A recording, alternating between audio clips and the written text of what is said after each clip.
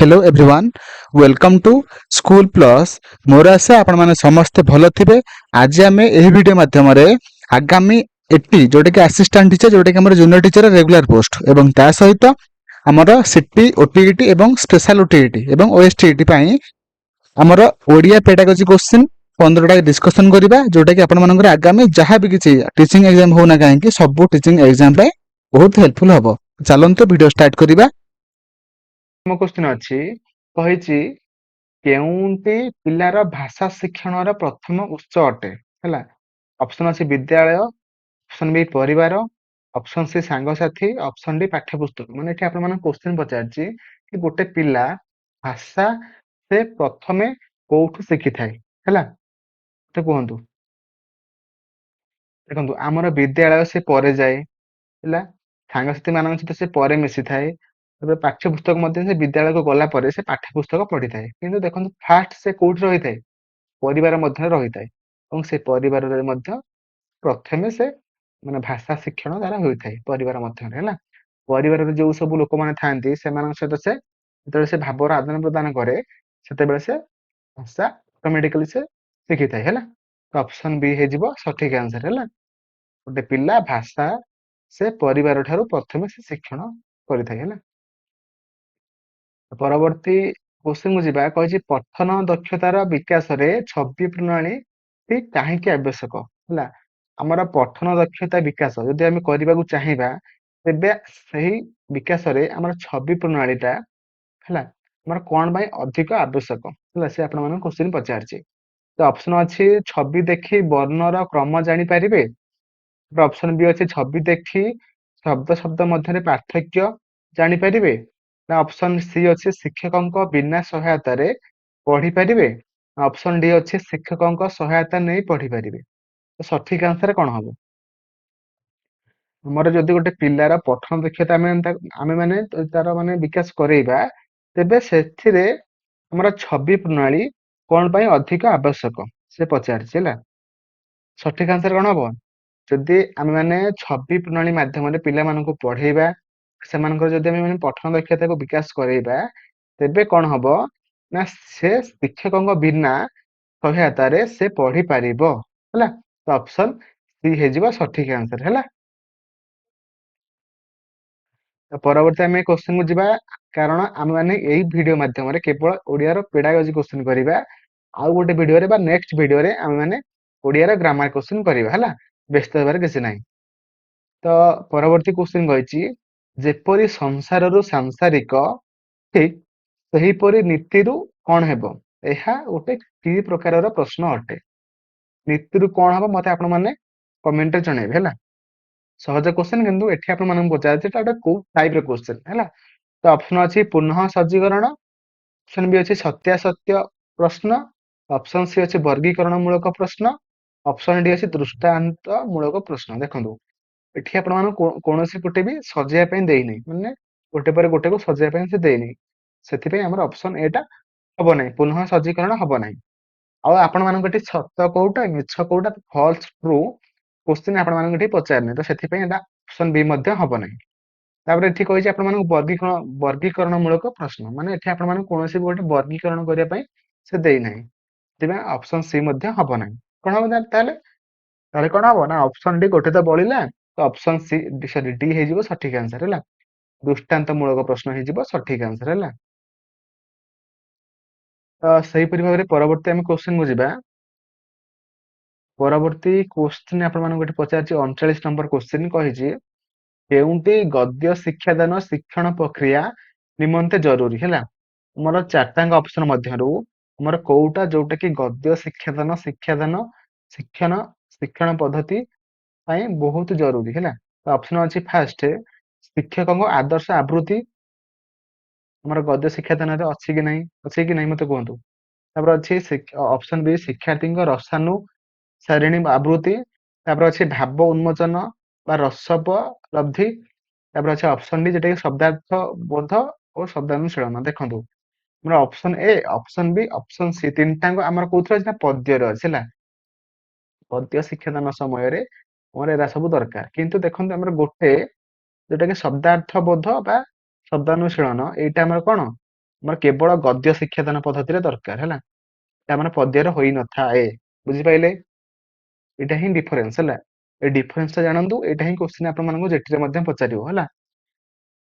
କାହିଁକି ନା ଆମର କେବଳ ଗଦ୍ୟ ଶିକ୍ଷାଦାନ କଲା ଟାଇମରେ ଆମେ ମାନେ ଶବ୍ଦାର୍ଥ ବୋଧ କରିଥାନ୍ତି ଏବଂ ତା ସହିତ ଶବ୍ଦାନୁଶୀଳନ ମଧ୍ୟ କରିଥାନ୍ତି ହେଲା। ତ ଅପସନ ଡି ହେଇଯିବ ସଠିକ ଆନ୍ସର ହେଲା। ଏବଂ ତା ସହିତ ମୁଁ କହି ରଖିବି, ଏଇ ସବୁ କ୍ୱେଶ୍ଚିନ୍ ଆମର ସ୍ପେଶାଲ ଓଟିଟି ପାଇଁ ମଧ୍ୟ ବହୁତ ଇମ୍ପୋର୍ଟାଣ୍ଟ। ଓକେ, ପରବର୍ତ୍ତୀ କ୍ୱେଶ୍ଚିନ୍ କୁ ଯିବା।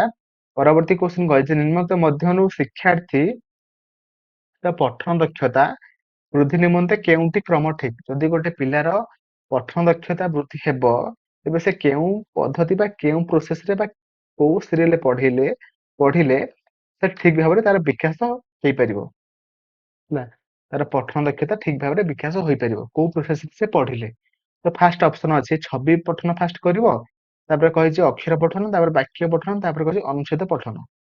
ଅପସନ ବି କହିଛି ଫାଷ୍ଟ ଅକ୍ଷର ପଠନ, ତାପରେ ଛବି ପଠନ, ତାପରେ ବାକ୍ୟ ପଠନ, ତାପରେ ହଉଛି ଅନୁଚ୍ଛେଦ ପଠନ। ତାପରେ କହିଛି ବାକ୍ୟ ପଠନ, ଛବି ପଠନ, ଅକ୍ଷର ପଠନ, ତାପରେ ଅନୁଚ୍ଛେଦ ପଠନ। ତାପରେ କହିଛି ଅପସନ ଡି କହିଛି ଅନୁଚ୍ଛେଦ ପଠନ, ବାକ୍ୟ ପଠନ, ଅକ୍ଷର ପଠନ, ଛବି ପଠନ। ତ ସଠିକ ଆନ୍ସର କଣ ହବ ମତେ କୁହନ୍ତୁ? ସଠିକ ଆନ୍ସର କଣ ହବ ନା, ଆମେ ଯଦି ଗୋଟେ ପିଲାର ପଠନ ଦକ୍ଷତା ଠିକ ଭାବରେ ବୃଦ୍ଧି କରେଇବା, ତେବେ ସେ ଫାଷ୍ଟ କଣ କରିବ ନା ଛବିକୁ ପଠନ କରିବ ହେଲା। ଛବିରେ ସେ କଣ ଅଛି ସେଟା ସେ ପଢିକି କହିବ ଛବି ମାଧ୍ୟମରେ। ତାପରେ ଅକ୍ଷରକୁ ଯିବ, ବୁଝିପାରିଲେ? ତାପରେ ବାକ୍ୟକୁ ଯିବ, ତାପରେ ସେ ଅନୁଚ୍ଛେଦକୁ ଯିବ ହେଲା। ବୁଝିପାରିଲେ?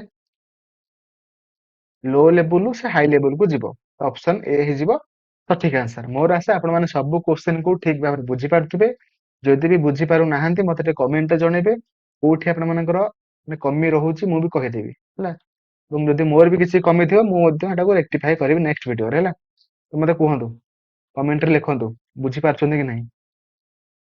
ନା ପରବର୍ତ୍ତୀ ଆମେ କ୍ୱେଶ୍ଚିନ୍ କୁ ଯିବା। ପରବର୍ତ୍ତୀ କ୍ୱେଶ୍ଚିନ୍ କହିଛି, ଅତିରିକ୍ତ ସାହିତ୍ୟ ଶିକ୍ଷାଦାନ ଶିକ୍ଷଣର ମୂଲ୍ୟାୟନ କ୍ଷେତ୍ରରେ କେଉଁ ପ୍ରକାର ପ୍ରଶ୍ନ ପଚରା ଯାଏ ନାହିଁ ହେଲା। ଯଦି ଆମେ ମାନେ ଅତିରିକ୍ତ ସାହିତ୍ୟ ଶିକ୍ଷାଦାନ ଟାଇମରେ ତାର ମୂଲ୍ୟାୟନ ପାଇଁ ଆମେ କେଉଁ ପ୍ରକାରର ପ୍ରଶ୍ନ ପଚରା ଯାଏ ନାହିଁ ସେ ପଚାରିଛି ହେଲା।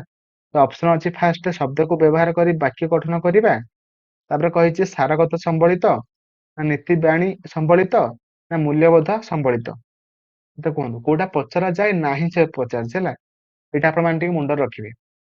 ଦେଖନ୍ତୁ ଆମର ଶବ୍ଦକୁ ବ୍ୟବହାର କରି ବାକ୍ୟ ଗଠନ, ଯୋଉଟା କି ଆମର କଣ ଅତିରିକ୍ତ ସାହିତ୍ୟ ଶିକ୍ଷାଦାନରେ ସେ ପଚରା ଯାଏ ନାହିଁ ହେଲା। ଏଇଟା ଆମର ମାନେ କଣ ଅତିରିକ୍ତର ପଚରା ନାହିଁ, ଏଟା ଆମର ସାହିତ୍ୟ ଶିକ୍ଷାଦାନରେ ପଚରା ଯାଏ ହେଲା। କିନ୍ତୁ ଅତିରିକ୍ତ ସାହିତ୍ୟ ଶିକ୍ଷାଦାନ ପଦ୍ଧତିରେ ଆମର ହଉଛି ସାରକଥା ସମ୍ବଳିତ କୋଶ୍ଚିନ୍ ପଚରା ଯାଏ, ନୀତିବାଣୀ ସମ୍ବଳିତ କୋଶ୍ଚିନ୍ ପଚରା ଯାଏ, ମୂଲ୍ୟବୋଧ ସମ୍ବଳିତ କୋଶ୍ଚିନ୍ ମଧ୍ୟ ପଚରା ଯାଏ। କିନ୍ତୁ ଆମର ଶବ୍ଦକୁ ବ୍ୟବହାର କରି ବାକ୍ୟ ଗଠନ ଏଟା ଆମର ପଚରା ଯାଏ ନାହିଁ। ସେଥିପାଇଁ ଆମର ଅପସନ ଏ ହେଇଯିବ ସଠିକ ଆନ୍ସର ହେଲା। ପରବର୍ତ୍ତୀ ଆମେ କ୍ୱେଶ୍ଚିନ୍ କୁ ଯିବା। କହିଛି ଭାଷା ଶିକ୍ଷାର ଚାରି ସ୍ତମ୍ଭ ମଧ୍ୟରୁ କେଉଁ ଶିକ୍ଷାକୁ ଚତୁର୍ଥ ସ୍ତମ୍ଭ ବୋଲି କୁହାଯାଏ? ଚାରିଟାଙ୍କ ସ୍କିଲ୍ ମଧ୍ୟରୁ ଆମେ କାହାକୁ ଚତୁର୍ଥ ସ୍ତମ୍ଭ ବୋଲି କହିଥାନ୍ତି? ତ ଫାଷ୍ଟ ଅପସନ ଅଛି କଥନ, ଲିଖନ, ପଠନ, ଶ୍ରବଣ ହେଲା। ତ ଫାଷ୍ଟ ଆମର କଣ ଆସେ ନା ଲିଖନ, ସେଟା ଆମର ଲିସନିଂ, LASARW ହେଲା।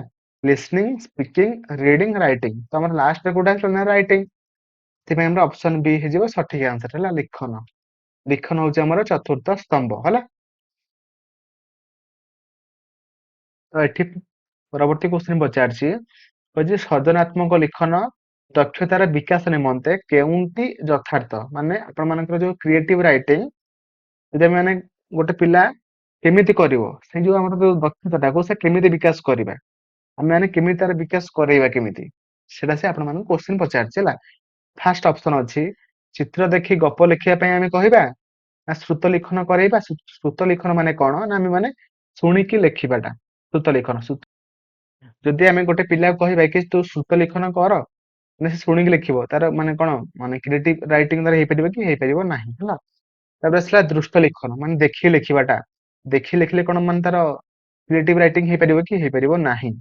ତାପରେ ଆସିଲା ଉପଯୁକ୍ତ ବିରାମ ଚିହ୍ନ ବ୍ୟବହାର କରି ଲେଖନ। ଏଟା ମଧ୍ୟ କରିବା ଦ୍ଵାରା ଆମର କ୍ରିଏଟିଭ ରାଇଟିଂ ଯୋଉ ସ୍କିଲ୍ ଟା ଡେଭଲପ ହବ ନାହିଁ। କଣ ହବ ତାହେଲେ, କୋଉଟା କରିଲେ ହବ? ଆମର ଅପସନ ଏ, ଯୋଉଟା କି ଆମ ଚିତ୍ର ଦେଖି ଯଦି ଆମେ ଗପ ଲେଖିବା ପାଇଁ କହିବା, ତେବେ ଗୋଟେ ପିଲାର କ୍ରିଏଟିଭ ରାଇଟିଂ ଯୋଉ ସ୍କିଲ୍ ଟା ତାର ଡେଭଲପ ହବ ହେଲା। ତ ଅପସନ ଏ ହେଇଯିବ ସଠିକ ଆନ୍ସର ହେଲା। ତ ମୋର ଆଶା ଆପଣ ମାନେ ସବୁ କ୍ୱେଶ୍ଚନ କୁ ଠିକ ଭାବରେ ବୁଝିପାରୁଥିବେ। ପରବର୍ତ୍ତୀ ଆମେ କ୍ୱେଶ୍ଚନ ଏବେ ଆମେ ମାନେ ଯିବା। ତ ପରବର୍ତ୍ତୀ କ୍ୱେଶ୍ଚନ କହିଛି ଆପଣ ମାନଙ୍କୁ, କହିଛି ନିମ୍ନୋକ୍ତ ମଧ୍ୟରୁ କେଉଁଟି ପ୍ରାକ୍ ଲିଖନ ପ୍ରଣାଳୀର ଅନ୍ତର୍ଭୁକ୍ତ ହେଲା। ଆମର ଚାରିଟାଙ୍କ ଅପସନ ମଧ୍ୟରୁ କୋଉଟା ଯୋଉଟା କି ଆମର ପ୍ରାକ୍ ଲିଖନ ପ୍ରଣାଳୀ ସହିତ ସମ୍ପର୍କିତ। ତ ଫାଷ୍ଟ ଅପସନ ଅଛି ଶୁଦ୍ଧ ଲେଖା ଉପରେ ଗୁରୁତ୍ୱ ଦେବା। ତାପରେ କହିଛି ଗାର ପକା କାଗଜ ଉପରେ ଅକ୍ଷର ଗୁଡ଼ିକୁ ସଜେଇ ଲେଖିବା। ତାପରେ ଅପସନ କହିଛି ଶବ୍ଦ ଶବ୍ଦ ମଧ୍ୟରେ ଉପଯୁକ୍ତ ବ୍ୟବଧାନ ଦେବା ଏ ଲେଖିବା। ତାପରେ କହିଛି ବୃତ୍ତ ଓ ଅର୍ଦ୍ଧବୃତ୍ତ ଅଙ୍କନର ଅଭ୍ୟାସ କରିବା। ଦେଖନ୍ତୁ ଆମର ବହୁତ ସାରା ମାନେ ଯୋଉ ଆମର ଅଛି ସବୁ ବର୍ଣ୍ଣ ଗୁଡ଼ିକ, ସେଟା ସବୁ ବୃତ୍ତ, କୋଉଟା ବୃତ୍ତ କୋଉଟା ଆମର ଅର୍ଦ୍ଧବୃତ୍ତ, କୋଉଟା ବୃତ୍ତ ତା ଉପରେ ପର୍ଯ୍ୟବେସିତ ହେଲା। ସେଥିପାଇଁ ଆମେ ମାନେ କଣ କରିବା ନା, ଯଦି ପ୍ରାକ୍ ଲିଖନ ଟାଇମରେ ଆମେ ମାନେ ଯଦି ପିଲାମାନଙ୍କୁ ବୃତ୍ତ ଓ ଅର୍ଦ୍ଧବୃତ୍ତ ଅଙ୍କନ କରିବା ପାଇଁ ଅଭ୍ୟାସ କରେଇବା, ତେବେ ସେ ଠିକ ଭାବରେ ସେ ଲିଖନ ପଦ୍ଧତିର ଯୋଉ ଆମ ସ୍କିଲଟା ଅଛି ଲିଖନର, ସେଟା ସେ ଠିକ ଭାବରେ ତାଙ୍କର ଡେଭଲପ ହୋଇପାରିବ। ବୁଝିପାରିଲେ? ସେଥିପାଇଁ ଆମେ ମାନେ ପ୍ରାକ୍ ଲିଖନ ଟାଇମରେ ପିଲାମାନଙ୍କୁ ବୃତ୍ତ ଓ ଅର୍ଦ୍ଧବୃତ୍ତ ଅଙ୍କନର ଅଭ୍ୟାସ କରେଇବା ହେଲା। ତ ଅପସନ ଡି ହେଇଯିବ ସଠିକ ଆନ୍ସର। ଓକେ, ପରବର୍ତ୍ତୀ କ୍ୱେଶ୍ଚିନ୍ ମୁଁ ଯିବା। କହିଛି ନିମ୍ନ ଉକ୍ତି ଗୁଡ଼ିକ ମଧ୍ୟରୁ କେଉଁଟି ବ୍ୟବହାରିକ ବ୍ୟାକରଣ ଶିକ୍ଷାଦାନର କୌଶଳ ନୁହଁ କୋଉଟା ହେଲା। ଚାରିଟାଙ୍କ ଅପସନ ମଧ୍ୟରୁ କୋଉଟା ଯୋଉଟା କି ଆମର ଗୋଟେ କଣ ବ୍ୟବହାରିକ ବ୍ୟାକରଣ ଶିକ୍ଷାଦାନର ଗୋଟେ କୌଶଳ ହେଇପାରିବ ନାହିଁ ହେଲା। ତ ଅପସନ ଅଛି ଫାଷ୍ଟ ଶୁଣିଥିବା ଗପକୁ ବଡ ପାଟିରେ ପଢି କହିବା। ତାପରେ କହିଛି ବିପରୀତାର୍ଥ ବୋଧକ ଶବ୍ଦ ଓ ପ୍ରତିଶବ୍ଦ ଲେଖାଇବା। ତାପରେ ଅପସନ ସି କହିଛି ବ୍ୟବହୃତ ଶବ୍ଦ ଗୁଡ଼ିକର ତାଲିକା କରିବା। ଅପସନ ଡି କହିଛି ନାମ ଗୁଣ କାମ ସୂଚକ ଶବ୍ଦ ମାନଙ୍କୁ ପୃଥକ କରାଇବା। ତ ସଠିକ ଆନ୍ସର କଣ ହବ ମତେ କୁହନ୍ତୁ? କୋଉଟା ଯୋଉଟା କି ଆମର ଗୋଟେ ବ୍ୟବହାରିକ ବ୍ୟାକରଣ ଶିକ୍ଷାଦାନର ଗୋଟେ କୌଶଳ ହେଇପାରିବ ନାହିଁ। ଦେଖନ୍ତୁ ଆମର ଯଦି ମାନେ ଗୋଟେ ଶବ୍ଦର ବିପରୀତ ବୋଧକ ଶବ୍ଦ ପ୍ରତିଶବ୍ଦ ଲେଖା କରାଇବା, ସେଟା ଆମର ହେଇପାରିବ। ବ୍ୟବହୃତ ଶବ୍ଦ ଗୁଡ଼ିକର ତାଲିକା କରିବା ହେଇପାରିବ। ନାମ ଗୁଣ କାମସୂଚକ ଶବ୍ଦ ମାନଙ୍କୁ ପୃଥକ କରାଇବା ଏଟା ମଧ୍ୟ ହେଇପାରିବ। କିନ୍ତୁ ଦେଖନ୍ତୁ ଶୁଣିଥିବା ଗପକୁ ଯଦି ଆମେ ମାନେ ବଡ ପାଟିରେ କହିବା, ସେଟା ଆମର ହେଇପାରିବ ନାହିଁ। ଯୋଉଟା କି ଆମର ବ୍ୟବହାରିକ ବ୍ୟାକରଣ ଶିକ୍ଷାଦାନର ଗୋଟେ କୌଶଳ ହେଇପାରିବ ନାହିଁ। ତ ଅପସନ ଏ ହେଇଯିବ ସଠିକ ଆନ୍ସର ହେଲା।